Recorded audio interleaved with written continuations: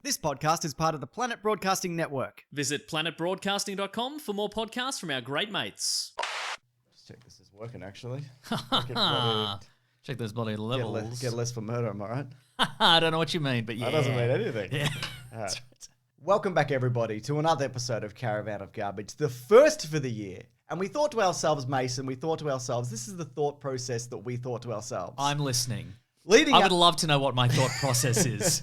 Leading up to Robert Pattinson, or Robert Battenbat, which is his official The Batman name. That's correct. Get it hashtagging. It's already trending, but if you could just keep it trending. Keep it rolling forever, yeah. Leading up to him portraying the Batman in The Batman, there isn't really a better time in media to cover what many people would consider to be the pinnacle of Batman in film. Early 2000s. Mm-hmm.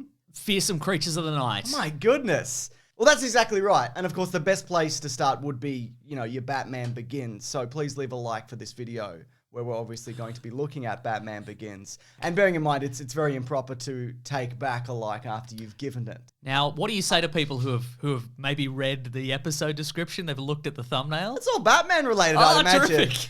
With that being said, how's he going to pull this off? I don't know. How have you gotten to this point and not figured it out yet? With that being said, we're actually covering Twilight. We're watching Twilight movie, and maybe all of the Twilight movies. Maybe we don't know how yet. This one does views wise. Now, you've seen Twilight before. This is the only one that I have seen, and I saw it at the movies in 2008. And I've got a question for you, Mason. Go on. It's not Batman related.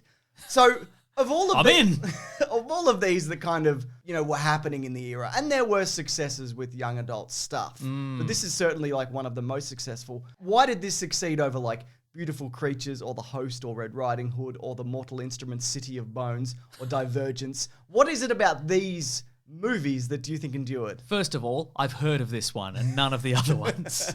Sure. So maybe that's it. But I think maybe, based on my first viewing of this, which was today, maybe it's because they took a classic monster, an evil creature from literature, one of the most, and folklore even, one of the most, famous evil beasts of the darkest corners of the human psyche and society. And they just strip most of it away. Yeah, and we're just like, what if he was a cute boy? What if he was a cute boy? See, I think that's definitely part of it, because obviously the books, lent into that heavily, and they kind of tweaked it a lot. And when I say a lot, I mean all of vampire lore. But I think also, despite what you think of these movies... you don't know what I think of these movies yet. Well, I'm just talking in general, what people think of them. I think it's cast very well. And I think that has proven to be true in the decade plus since this came out. We got Kristen Stewart. We got Robert Pattinson. Yep. Anna Kendrick is in this. That's right. Other people. The guy who's probably going to be a werewolf later. I'm pretty sure he's a werewolf guy. He's a werewolf later. Does he get huge later? He doesn't seem that huge in this. Yeah, he gets big. He gets big in between movies. If we're coming back next week, we'll talk about it next week. 5,000 people read for the role of Edward Battenbat. He had an intellectual approach that was combined with I don't give a fuck about this, but I'm going to make it sing. That was from Kristen Stewart, and she was like, ugh, same. So I feel like that kind of sums up their chemistry. Now, are those quotes from like the press tour, or are they from years later? I think it was like from years later. Okay, right. That wasn't, they were being interviewed by, MTV or something like that. No, nothing like that. What is fascinating about this movie is, I was watching it for the first time today, and for the first 10 minutes, I'm like, hey, this isn't so bad. This is like this sort of coming of age story. Like this girl goes to this backwater town. Yep. She's meeting all these she's nerds. She's going to this new high school. She's meeting all the nerds, and I'm like, this is all kind of fun. Yeah. This is all kind of, I'm liking their all their chemistry all together. I think they make a good kind of ensemble cast. They've all got different haircuts. And then Edward Cullen shows up. And then Kristen Stewart and Robert Pattinson, zero chemistry. You think so? He's going out of his way to be unlikable, this guy. Like, my first note here is, why is Edward Cullen so weird? He's had 100 years to learn how to not be weird. It's the This smell. whole family. It's the smell. Yeah, but still. You know what I think it is? You know what I think you're missing here? Just to be clear also, this ground I'm guessing is very well worn. We are probably not going to come up with any incredible insights here. No. But so this vampire family. Yep. What do you think of the outfits, for one? That's my first point. Like their plan is that they want to blend in a human society. They don't want to stand out. One of the things is because they obviously don't age, because that's the one vampire thing that remains in these movies. They move to a new town every few years. Or just go back to the same town. They enroll their vampire brethren, the ones that look most like children, into school, and they have to do school again. But they don't go to any effort to look like children. No. You know what I mean? They're wearing like weird avant-garde outfits. Like, well, you know what I think it is? I think what you're missing is maybe a lot of that stuff was cool in 2008 for one, and that's what they were going for. But that's the thing. They don't dress like little awful greasy children.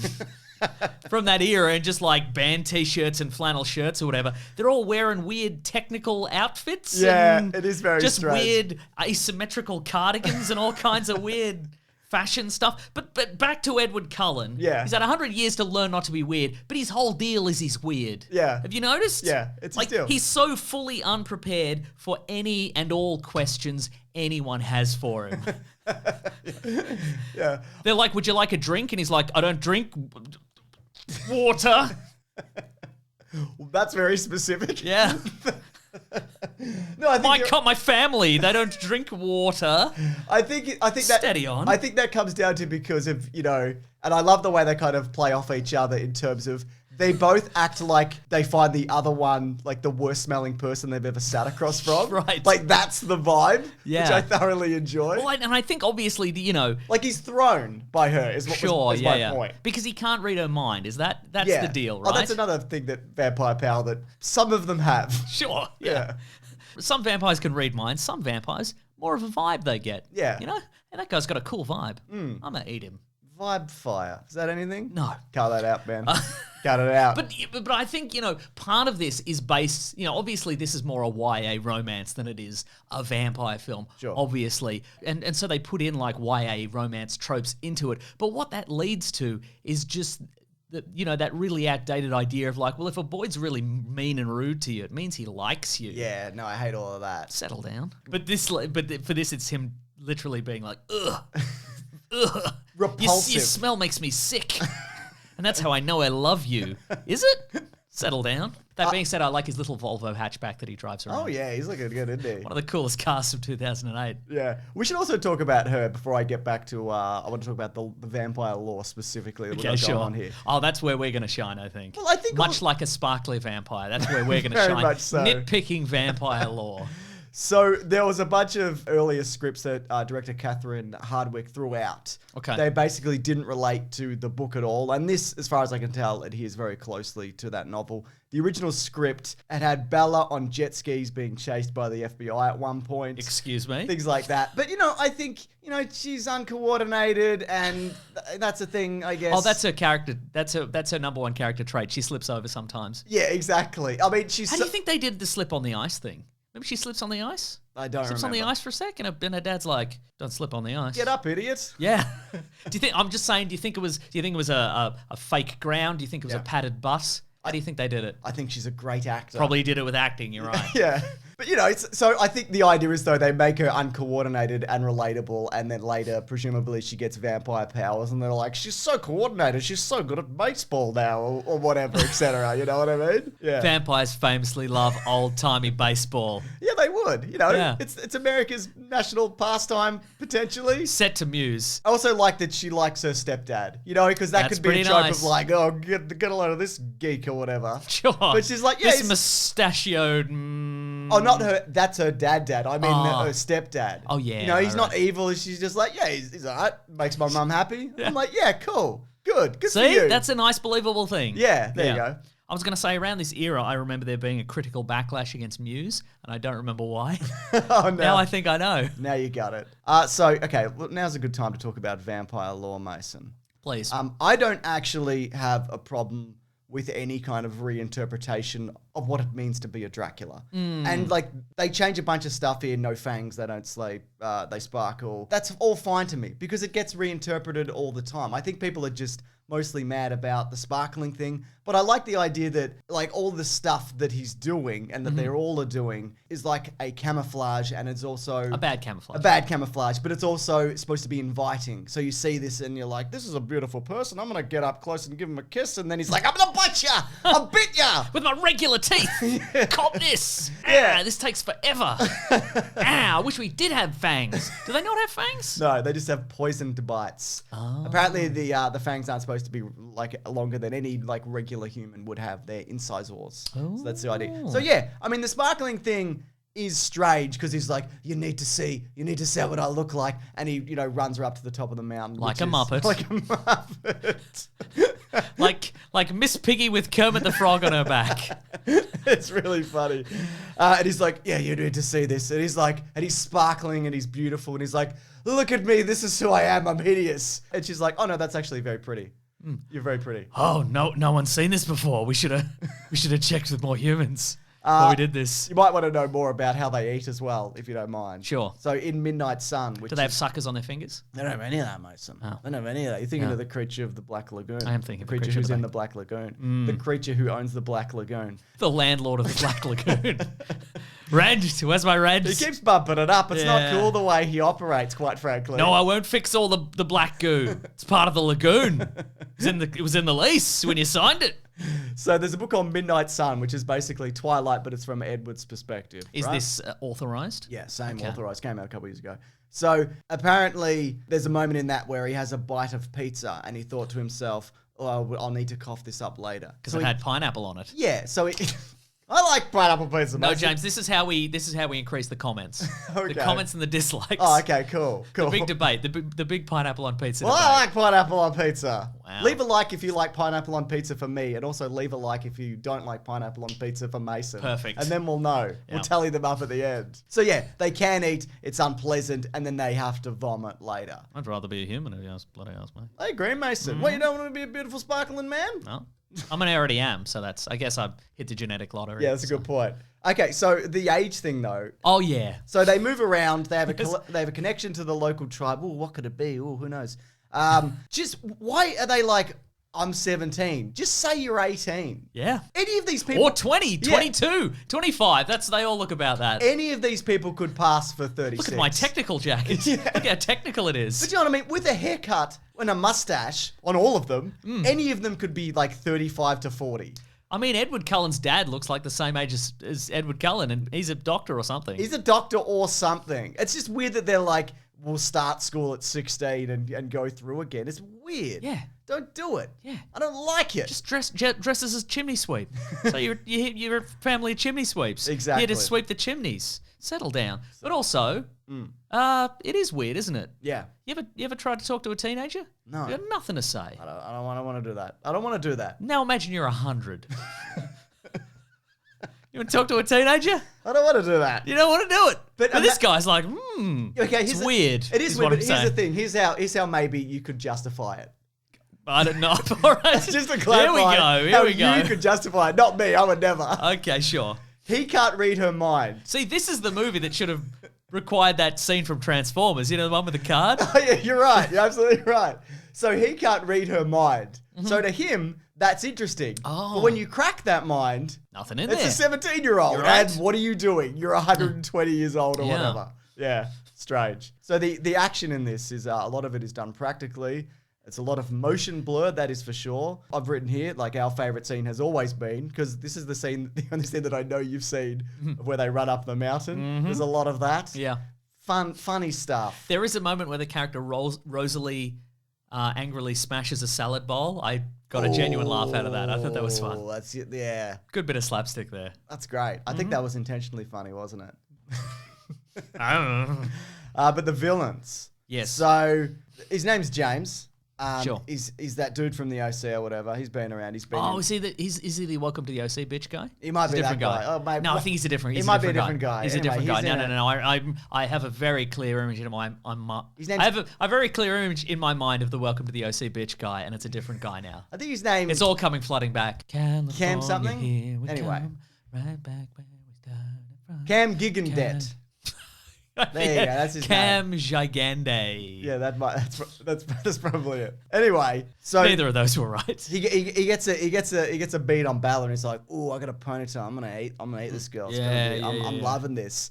And so their plan is to take Bella back to her dad's house and burn him so badly that he'll probably never recover in terms of like emotionally, because she's just like, "You suck," and I want to move away. Yeah. But then kill the vampire anyway. Yeah. So maybe just kill him. Maybe. And don't do that whole thing where you go home and you like emotionally scar your dad, who's just trying to do his best and he's worried about you, and your boyfriend is a weird sparkly creep. Maybe just put Bella in like a car for half an hour.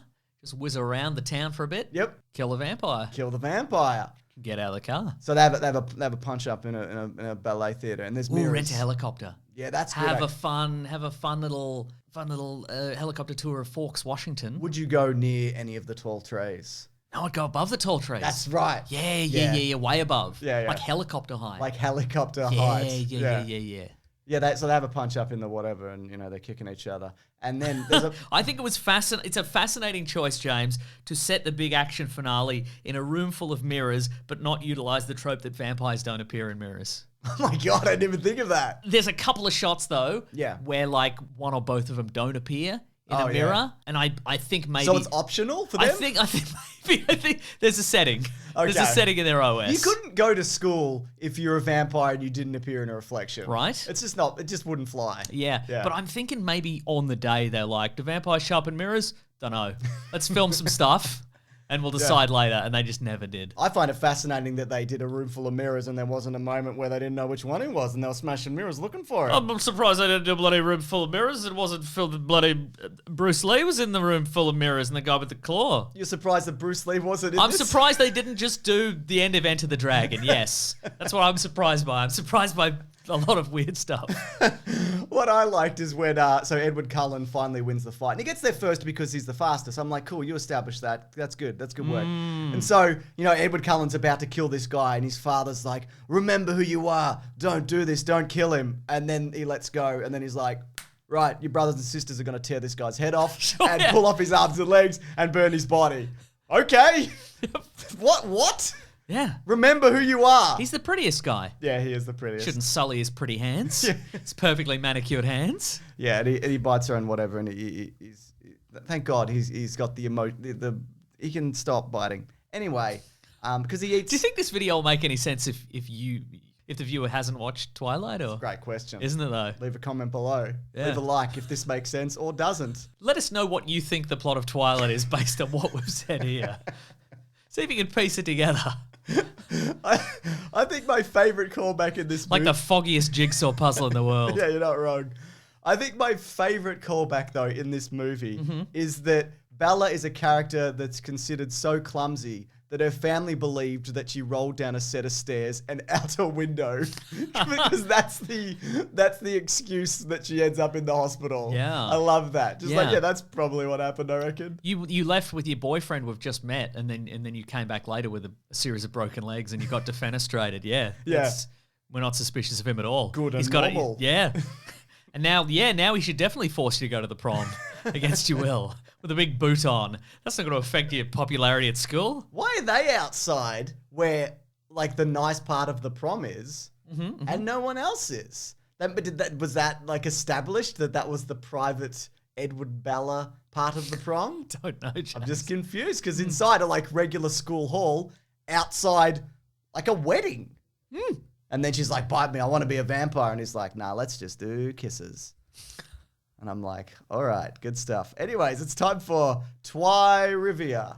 What do you think? No, I like that a lot. It's trivia. Yeah, nice. Twilight trivia. We can also reuse that if we do a Star Wars thing, like Twilight trivia. That's very good too. Yeah, we'll save that up. Put a pin in that. We don't do Star Wars here though, do we? Not really, no. Yeah. So the book was originally named Forks before it was published. The publisher insisted that Stephanie Meyer could find... Part of the Knives Out trilogy. Could find another name for it. And the word Twilight was chosen. Henry Cavill was the first choice for Edward Cullen, but he was 25 at the time of shooting. Lily Collins was considered for Bella. Phil Collins' daughter. That's right. She got her own. She was Mortal Instruments, Look at These Bones or whatever. She was in one of them. I can't remember which one. The city one or the moving city No, one? that was... Mortal City Mortal engines of instruments. Yes. Emily Browning, Australia's Own, was the first choice, but turned it down. Tom Welling was wanted for Emmett Cullen. Oh. So could have been Cavill Welling. Whoa, double Superman. Get Routh and he can be a teenager, I don't know. Sure. Dig up George Reeves, whatever, we don't care anymore. Yeah. So, do you remember that bit where he caught the apple like the book? He was holding the apple because the cover of Twilight's holding an apple. It's forbidden fruit and Garden of Eden, maybe it's a metaphor. Oh. Yeah, anyways. Do you think people stood up and applauded in the cinema when that happened? You know, he kicks the apple up into his hands. I just remember the baseball scene. That's all I remember. Anyways, it took 13 takes to catch this one apple and get it right. That's like when Tobey Maguire had to catch all that stuff on exactly. the tray. But I say weak because he caught a full tray full of food and he did it with a smile on his face. That's true. And I didn't see a goddamn smile in this movie. Yeah. Speaking of food. But I mean, from another perspective, the Twilight crew probably hates Robert Pattinson less than the Spider-Man crew hates Tobey Maguire. That is almost certainly true. Speaking of food, the bite that Edward Cullen takes out of James's neck was made of ham and cheese. Ham and cheese? That's right. Like a delicious James toasty. And this is fascinating. This is direct from IMDb trivia. It's hot. It's so piping hot. I brought it over. My computer is literally sizzling. Yeah, you got to get this trivia out before your computer melts down.